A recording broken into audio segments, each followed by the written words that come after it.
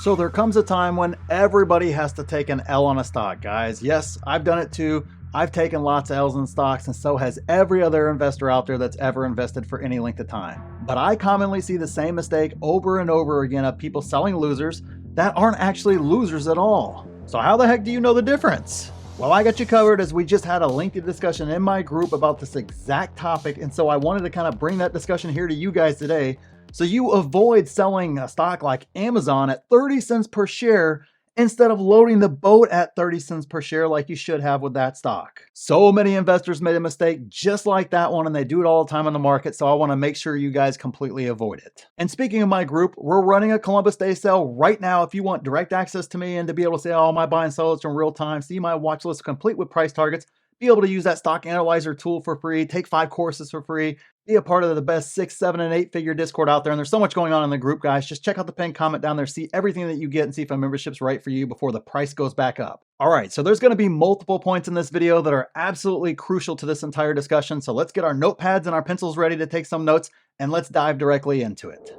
All right, guys, let's talk about selling losers today. And I'm going to put a little bit of a different twist on it than we normally do whenever we're talking about selling losers. This is aimed specifically if you bought the stock before you ever knew anything about stock investing or anything else like that. And don't worry, there's no judgment here. We've all been there. We've all done that, guys. And the reason why it's not just an immediate go ahead and sell and move on is because you don't know what you actually own in the first place, because, you just bought it for whatever reason. It was hot on YouTube, a video said something, whatever, article, whatever the case is. Doesn't matter at this stage. The point being, you don't know what you actually own. And so you want to make sure you don't just sell to sell, because you don't know if you own Amazon. And stock price has nothing to do with that, right? Amazon went down 90% after the tech bubble popped. And again, if you were one of those owners of Amazon, think about all the folks that sold after it went down 90%. And now look at where it is now. Now, sure, you could have bought in since then, but most people, whenever you sell a stock like that, especially whenever you feel like you made a mistake, you never actually go back to that stock again. So to think you're going to do that is probably not true in the first place. But blindly selling is exactly the same as blindly buying like you did in the first place there. So you don't want to necessarily do that too. So this is solvable, don't worry, but you have to put in the work, which means doing full due diligence on a stock all the way out to getting yourself a price target and everything else like that. So that's the only way you can accurately assess, did you make a mistake or not, is to basically go through the entire process. And before, you get started with, hey, Luke, that's a waste of time, I don't want to own it, whatever the case is, fine, that may very well be true, but don't view doing the work as a waste of time. View it as getting better at being an investor. I look at a lot of different investments, and a lot of them I don't buy. It's not a waste of time if I spend, 5 hours, 6 hours, 10 hours, 15 hours studying a stock just to decide, hey, it's not right for me. I got better at looking at balance sheets, at income statements, at doing due diligence. That's the point in all this sort of stuff. Nobody buys every stock that they look at. Warren Buffett looks at hundreds of stocks before buying just one, maybe even thousands before just buying one.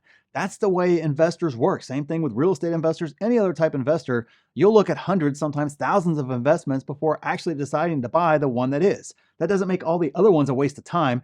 It means I found the best investment for me, and I had to sift through all that in order to get there. On top of that, I'm building skills that will help me be able to easily identify problems faster. So each time I'm doing due diligence, I get better at it, I get faster at it, and I'm able to more accurately assess, is this a good investment or not?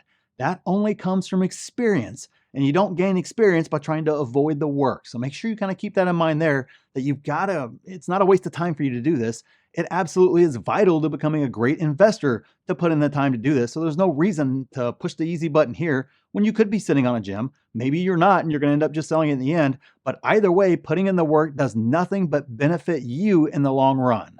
Now, in addition to all that, Brooke posted a great comment down in the Discord there in regards to this exact scenario there. So I kind of wanted to hit the bullet points there. She gave 7 of them to us.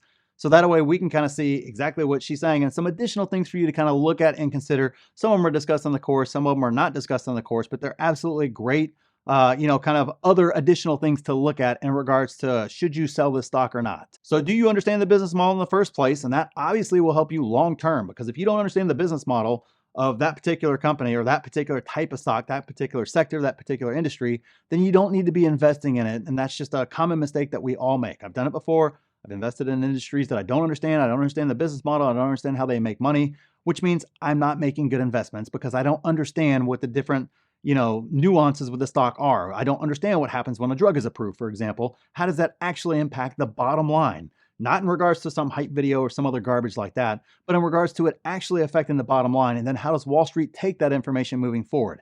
If I don't understand what all that means, it means I don't understand the business model and I have no business investing because I can't accurately see, is the dip an opportunity to buy? Or is the dip meaning there's a big problem? You won't know that because you don't understand the business model in the first place. So you've got to understand that. And the next thing she listed was, what is the size of the TAM? What is the size of the market that they're going after? Is there enough there, given the valuation of the stock, for you to justify a higher price in the future? I mean, there's just some things that there just isn't going to be a big market for, and that's okay. But are they the leader in the industry? Are they going to be able to take advantage of that? And if they do take advantage of that entire market, let's say they dominate the whole thing, how much money does that realistically going to add to the stock price in regards to valuation itself?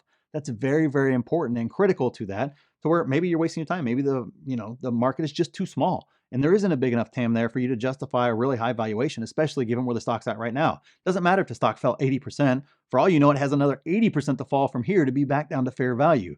But you won't know that if you don't understand the total addressable market in the first place in regards to the sector that that stock is in. So next up, have they, or at a minimum, analysts guided for non-GAAP profitability within 24 months? If not, why? Make sure you can answer those questions. That's basically the path to profitability there. How long is the management team, or does Wall Street, or both is what you really want to look for. Management team specifically is the one that I look for. Are they going to hit profitability in the next 24 months? Remember, anything really outside of a year is you're getting into, obviously we're all guessing regardless because it's the future, but you can accurately predict fairly accurately within a year where you're going to be, maybe 2 years. 3 years is strictly a guess, and 5 years is a pure guess at that stage. Anything beyond that's just, that's just shenanigans and buffoonery is what I like to call it there. You're not getting anything accurate at that stage. So you want to be able to look at, why aren't they going to be profitable in that timeline? There may be a very good reason. It may very well be they're wanting to ramp up and, put, 15 factories around the world. And so therefore that's going to obviously be a cash drain for an extended period of time while they build that out. Well, that's okay, especially if they have the demand there to carry that. But you need to be able to understand that in the first place. Not, hey, we're not going to be profitable because we're burning a bunch of cash and hey, sorry, that's just not a good plan, not a good strategy in a company that, hey, maybe management doesn't really see a path to profitability at this stage. And so for me, that's an investment that I may want to steer clear from because they don't have a clear path to get there, which of course puts them at bankruptcy risk, or it puts you at risk of being diluted even further. What is the return on the equity that they deployed? Basically, return on investment. You want to make sure you're always looking at that, making sure that they're spending your money wisely and it's bringing a return, especially if they happen to dilute you. You want to see, hey, if you're going to dilute me, great. Don't always like that, but sometimes it's absolutely necessary, especially with a high growth company.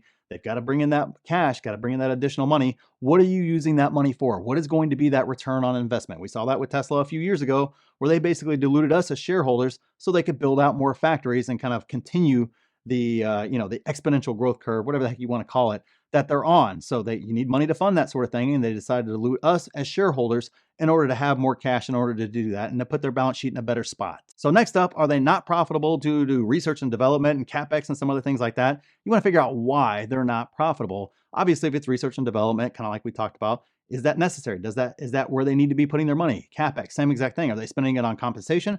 Are they spending it on building more factories, for example? A lot, not saying either is right or wrong, but you need to understand the story behind both so you can see, are they accurately spending that money, or are they wisely spending that money for future growth within the company, or are they cashing themselves out? Those are things that are very, very different, in regards to how that impacts stock price and obviously management's appetite to continue to push the stock price further. A lot of those things can kind of be clues as to where their priorities are. So you want to make sure you have a clear grasp and understanding of those two concepts. Number 6, how are they funding their debt? Which of course you want to know that, right? You want to know, are they funding their debt through debt instruments? Are they taking out loans? Are they diluting you as shareholders, which I know isn't necessarily taking out debt, but it kind of is taking out debt in a stage. Are they going to involve bondholders at that stage that are going to hold bonds, basically corporate bonds with that company? There's a lot of different debt structures that they can use. And you want to make sure you just understand the debt structures that they are using. Are they long-term? Are they short-term? How are they planning on paying these off? What is the impact on the bottom line in the short term and the long term?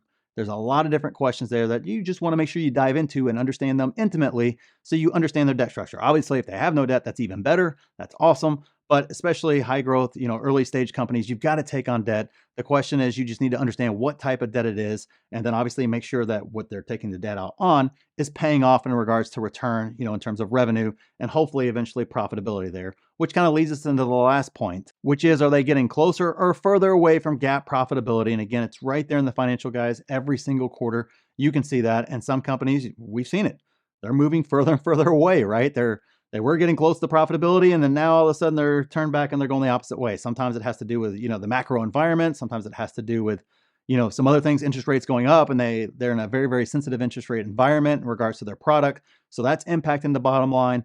But you need to understand the why behind something like that is happening, or simply inefficiency in the company, or maybe it's declining revenues. There could be a lot of different reasons for it, but you need to understand those reasons so that way you understand, hey, are they having issues or are they not having issues?